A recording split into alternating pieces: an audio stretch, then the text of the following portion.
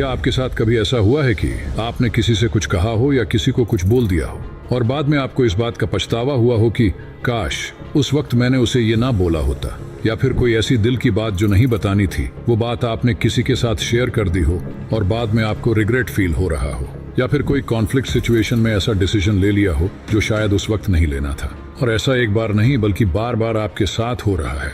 तो इसका मतलब ये है कि आपके इमोशंस आपके ऊपर कुछ ज्यादा ही हावी है। सिर्फ 36% ही ऐसे लोग थे जो अपने इमोशंस को समझ के उन्हें पहचान पाते हैं। अभी इसका मतलब क्या हुआ?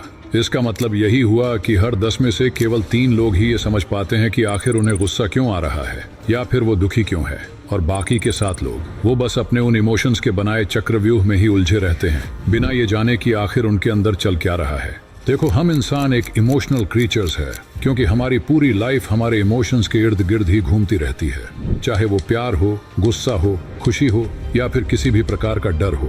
हमारे हर फैसले और हमारी हर एक प्रतिक्रिया के पीछे सबसे बड़ा हाथ हमारे इमोशंस का ही होता है।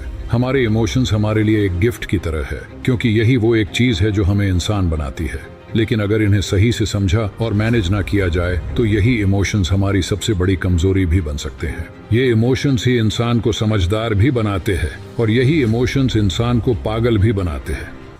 हमें बचपन से ही सिखाया गया है कि अच्छे नंबर लाओ, पढ़ाई में टॉप करो, फिर सफलता तुम्हारे कदम चूमेगी। यानी कि बचपन से ही हमारे इंटेलिजेंस कोशेंट यानी कि आईक्यू के ऊपर ज्यादा फोकस करवाया जाता है। लेकिन क्या सिर्फ हमारे आईक्यू से हमारी जिंदगी के सारे सवाल हल हो जाते हैं? लेकिन रिसर्च कहती है कि हमारे जीवन में आईक्यू का तो सिर्फ 20% ही रोल होता है। बाकी का 80% रोल तो हमारे ईक्यू यानी इमोशनल कोशेंट का होता है। आईक्यू तो सिर्फ आपको एक अच्छा स्टूडेंट बनाता है, लेकिन ईक्यू आपको एक अच्छा और समझदार इंसान बनाता है। और इमोशन को पहचान के उसे समझने की इसी स्किल को इमोशनल इंटेलिजेंस कहते हैं।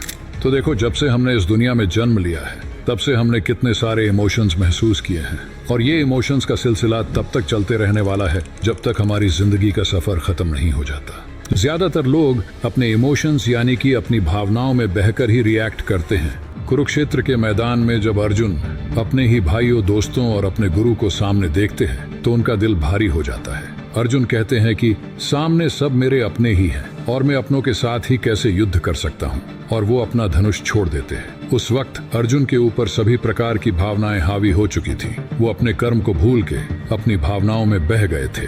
लेकिन फिर भगवान श्री कृष्ण अर्जुन को इन भावनाओं के बहाव से बाहर निकालते हैं और वे उसे कर्म का सिद्धांत देते हैं। और अगर आप श्रीमद् भगवत गीता को ध्यान से पढ़ोगे तो वहाँ हमारे इमोशंस को लेके सिंपल लेकिन बहुत गहरी बातें सिखाई गई हैं।